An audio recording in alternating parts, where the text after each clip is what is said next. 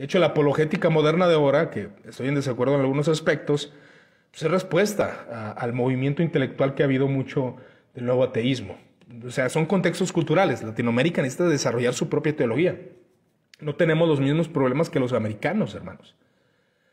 Quieren hacer sus nuevas reformas en Latinoamérica y allá, ahorita platicando aquí con un hermano que ahí está, creo que por ahí en el vivo, creo que el estimado Jairo. Precisamente en Estados Unidos son mayoritario neopentecostal. Y quieren hacer sus nuevas reformas, pues que reformen allá, en Estados Unidos.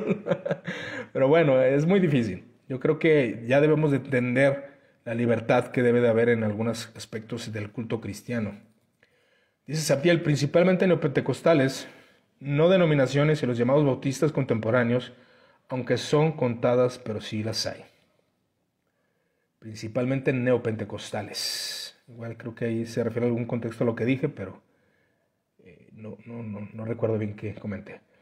Dice, al mal del pentecostalismo, que le gusta mantenerse alejados del texto histórico y como acostumbrados a la Reina Valera, tomando todo de manera literal, incluso algunas veces toman la escritura como si fuera escrita directamente de ellos, tomando serpientes en las manos, desórdenes, balbuceo, queriendo acreditar todo el Espíritu Santo.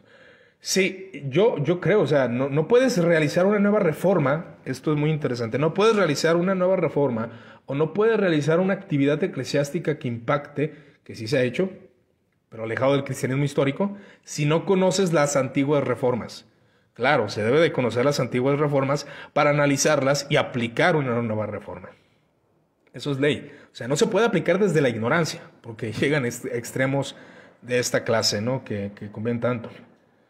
Dice Elías, yo asistía a una iglesia pentecostés que no convive con otras por ser diferentes creencias o doctrinas, miedos a no contaminarse de las otras denominaciones. También, o sea, esto del sectarismo denominacional no solamente corresponde a los reformados o los bautistas, también los pentecostales, por la ignorancia que hay.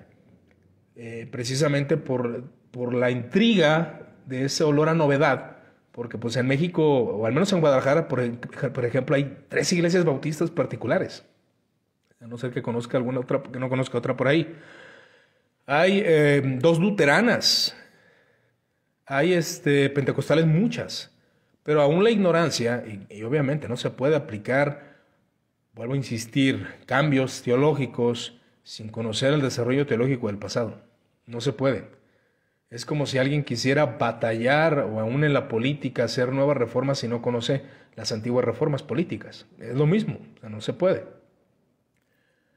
Ese es el secreto, hermano, trabajar en conjunto. Y de hecho lo estamos haciendo. Al menos mis amigos o las personas que yo conozco pues, son de otras denominaciones. Y no buscas imponer tus visiones eclesiásticas. Aunque tienen derecho a cambiar de convicciones. Yo conozco calvinistas que se han hecho metodistas. Calvinistas que se han ido a la iglesia ortodoxa griega. Es un asunto medio interesante, ¿no? Dice Jairo, Jesús nunca dejó denominaciones. Esos son inventos humanos. Los cristianos ahora tenemos... tenemos a AMLO. De hecho, estaba viendo un personaje, no recuerdo su nombre, que estaba hablando acerca del movimiento obradorista. Y sí tienen sus convicciones obradoristas. Tienen su visión obradorista, ¿eh? Tenemos a AMLO, dice acá el estimado Jairo. Era del comentario de arriba. Ah, ok, perfecto. Perfecto, brother. Creo que le comentaste ahí a alguien, ¿verdad? ¿Verdad? ¿Edad? Pues salió lo de Jalisco, ¿verdad? Sí. Ok, dice Abdiel, de hecho, hay iglesias que a fuerza quieren implementar un modo de mega iglesia estadounidense en México. Exactamente, también quieren hacerse ricos. Ahora, que el caso de Cash Luna es un caso que igual necesitaría analizar, no quiero hablar sin saber, pero porque él se hizo millonario, ¿no? ¿Cuál es su contexto, influencias políticas, entre otros detalles? Pues, hay que analizar. Es algo que se debe analizar. Precisamente Antolini es el que estaba escuchando por ahí, que sí se ve de corazón puro en su, como siendo obradorista. Entonces, Latinoamérica, con sus problemas económicos, problemas sociales, problemas políticos, problemas educativos, problemas de mucha índole, sociales que tenemos ahora en México, al menos en nuestro contexto cultural, ¿qué puede hacer la iglesia, no? cómo obrar, cómo actuar. Queremos implementar cierta forma de cortejo, a veces no son aplicables. Cierta forma de culto, bueno, es válido, yo creo que es válido aplicar cierta forma de culto. Pero más bien yo voy al asunto sectario, al menos yo lo veo, el asunto sectario o el asunto de minimizar a ciertas denominaciones ya es un error. En su tiempo tenía su propósito, porque era un asunto político. Bueno, eso es al punto que voy. No estoy hablando de cambiar visiones o cambiar estructuras denominacionales, pero sí se necesita analizar el contexto. De hecho, curiosamente, no sé si usted lo vea positivo o negativo, algunas iglesias luteranas han introducido algunos cantos populares pentecostales a sus cultos. ¿Por qué lo hacen? Por la cultura.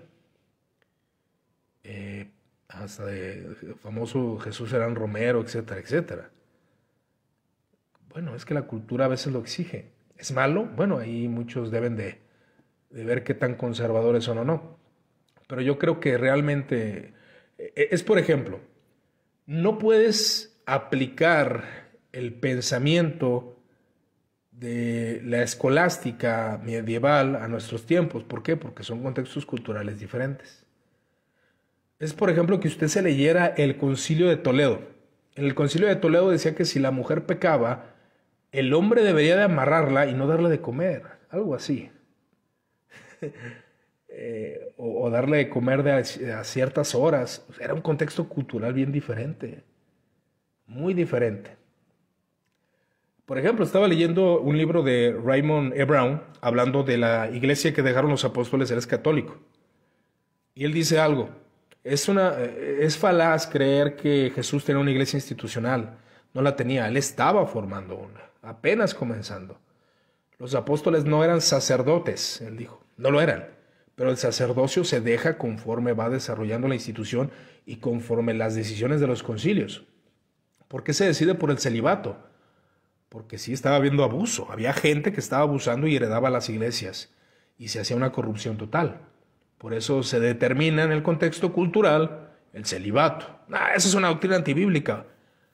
Bueno, había personas que sí tenían esa capacidad y si alguien quería pertenecer al sacerdocio, pues era con base a su decisión. Y estoy hablando del Concilio de Nicea, no estoy hablando de la Edad Media. Estoy hablando del Concilio de Nicea, donde se aplicaron ciertas medidas de celibato, aunque realmente muy rara vez fueron guardadas por algunos. A eso es al punto que voy. O sea, el contexto cultural. Lea usted del Concilio de Toledo, de hecho está en internet. Vea las reglas que había, las disciplinas que había. Pues era una cultura diferente. No puedes aplicar esas reglas ahora, hermano.